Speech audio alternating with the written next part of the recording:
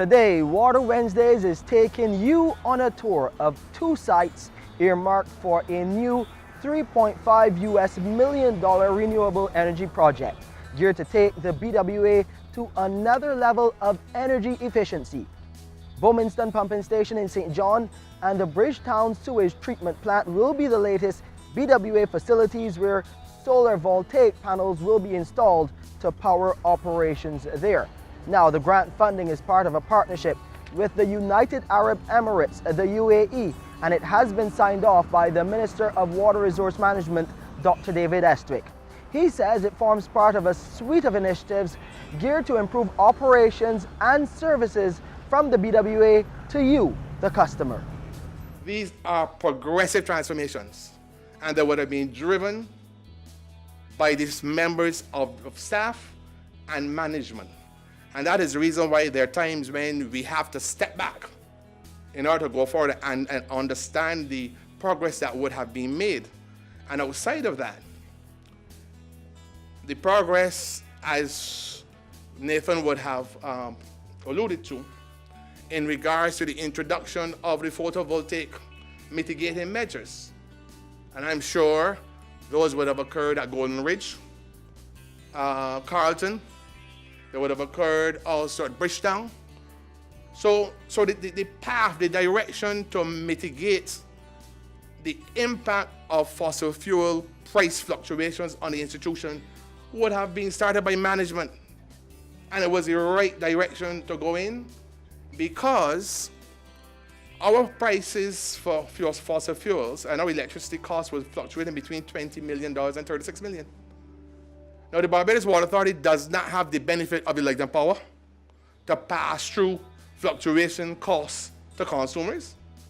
So you pray tell me, all those who are sitting here and those who are listening in TV land, when prices of oil run from $60 to $100 and the Barbados Water Authority has to pay the electric power $36 million and it's paying it now $20, where are we going to find the other $16 million from to operate the Barbados Water Authority on an annual basis?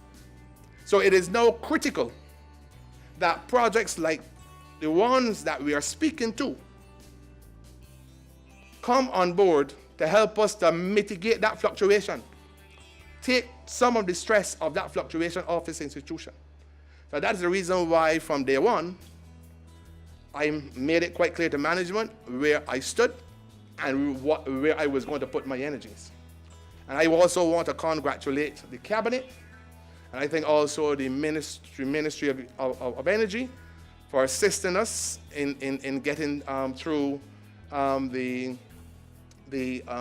joint venture or relationship for the 8 megawatt facility. There are some adjustments we have to make going forward, but it is the one. It allows for a savings immediately in regards to our electricity costs. But what it does, it builds resilience in the capacity of the Barbados Water Authority to continue to provide its services as is its mandate when oil prices fluctuate on the high side, and then we cannot find those funds. At least we know once we put the renewable energy systems in place, and I think Mr. Hart is also correct, and you attempt to mitigate the fluctuations via battery technologies, then you don't have the necessary impact on the grid as if you didn't have that type of technology put in place and so on.